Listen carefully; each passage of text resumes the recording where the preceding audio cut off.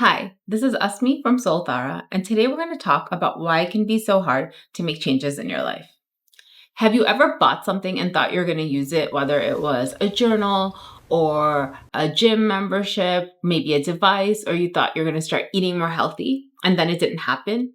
And if you bought something, it's just collecting dust. It could even be an online course, right? You buy it and then you don't end up using it. And maybe you beat yourself up.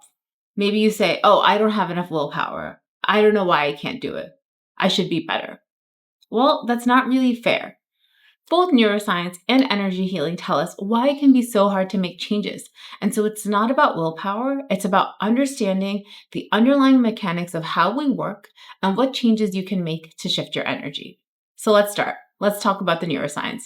Scientists estimate that up to 95% of our decisions, actions, emotions are processed by our subconscious mind. That means we're only using our conscious mind 5% of the time. And so when you're trying to make a change and you've been doing things one way for a really long time, it means your subconscious brain is activated. And the new thing that you're trying to do is only using 5% of your brain. So that's 5% versus 95%. Doesn't seem like a fair fight, does it? We can also talk about myelinated neural pathways. What happens in our brain is when we do something, the neurons move and they move via a neural pathway. And for something that we've done many times, what happens is that neural pathway gets myelinated. It gets coated in this fatty substance that makes the neurons move faster. They can move up to 100 times faster for a myelinated neural pathway versus one that isn't. That means when you're trying to do something new, your brain isn't as used to doing it. And so it's a lot slower. It's a lot harder versus like doing the same thing that you've been doing for so long over and over again. Finally, there's something called the basal ganglia lock. The basal ganglia lock in the brain is where habits form. And once a habit is formed, your basal ganglia is highly activated and your prefrontal cortex, which is where decisions are made, is not really that active, which means your body's working on autopilot to do the habit that you've done again and again. What does all of this tell us? It tells us that we are creatures of habit.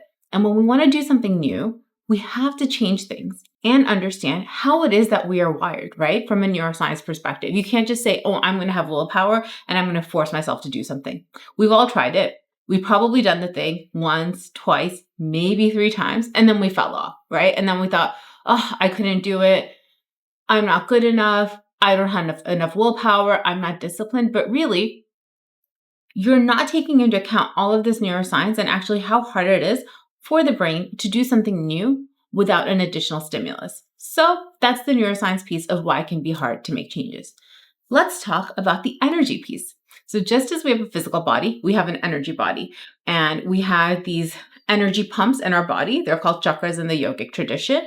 And the energy from these chakras, they come into our body and then they move in these pathways called nadis. Again, in the yogic tradition, there are similar terms all throughout lots of different ancient traditions. I'm not going to go through all of them. The yogic tradition is the one that I know the best.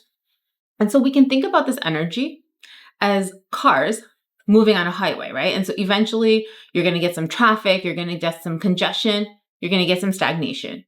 And what happens? Well, our physical body, we clean it every day. We take a shower, we clean off the residue. Our energy body, most of us don't do anything. And so over time, this energetic residue, it accumulates and you might have places of imbalance, right? And so in the energy healing world, we call this an energy block. And there's no need to feel bad about it. There's no need to feel weird. We all have energy blocks, right? You are a human being on this planet. You have an energy block. We all do. Nothing to feel bad about. But if we don't move these energy blocks, what happens? Well, over time, these energy blocks can accumulate and they can cause mental, physical, emotional issues. This is now in a lot of energy healing schools, they talk about chronic pain, chronic stress, chronic depression, sleep issues. A lot of these things come from not really resetting our energy body. And so similarly, when you're trying to make a change, you're using your old energy body that has all these imbalances that isn't working efficiently, and you're trying to do something new. This is where energy healing can really help. Energy healing can clean out some of that stagnation, bring in fresh energy so that you feel revitalized. You're feeling closer to being your best or your most aligned self. And once you are feeling better, it's really much easier to make changes. The way I like to describe it is think about going up a snowy mountain by yourself. Without energy healing, you've got to, plod through all those inches of snow, walk up. It's hard. Every step is effort. Every step you get tired, there's resistance. What does energy healing do? Energy healing cleans that snowy pathway. You still have to go up a mountain. There's no getting around that. You're going to have to do work, but it makes it a little easier. So let's bring this all together. We talked a little bit about why it's hard to make change. It's not just about willpower. Neuroscience tells us that we are creatures of habit, and the brain is actually going to change very slowly from habits that are long-standing.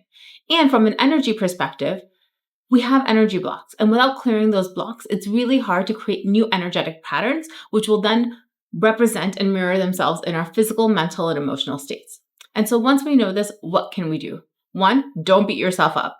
If you have the thing and you haven't used it yet, that's okay. There's still time. Now here at Solthara HQ, Amit and I, my co-founder / husband, we are big proponents of energy healing. We're both trained in multiple modalities, and it's something we use constantly because just like we clean our physical body through a shower, we clean our energy body. So we think we are definitely big proponents. We recommend one-on-one energy healing for those of you who are ready to make a big change in your life. But that might not be for everybody. It could be a budget constraint. It could be you're not ready for it. There's lots of options for you to try to test out energy healing on a budget.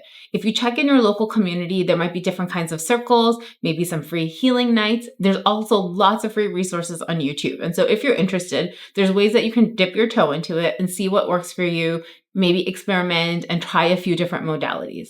And finally, if you don't want to do energy healing, that doesn't mean that you can't work and shift your energy yourself. So I'm going to share 5 ways that I like to shift my energy anytime and that you can use them too.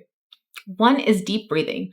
Most of us breathe shallow in the modern world. That means we're not getting enough oxygen into our blood, into our organs, and that lack of oxygen mirrors itself energetically as well. So literally, all you have to do, take a moment, pause, breathe deeply, fill up your lungs completely with air, and then exhale slowly,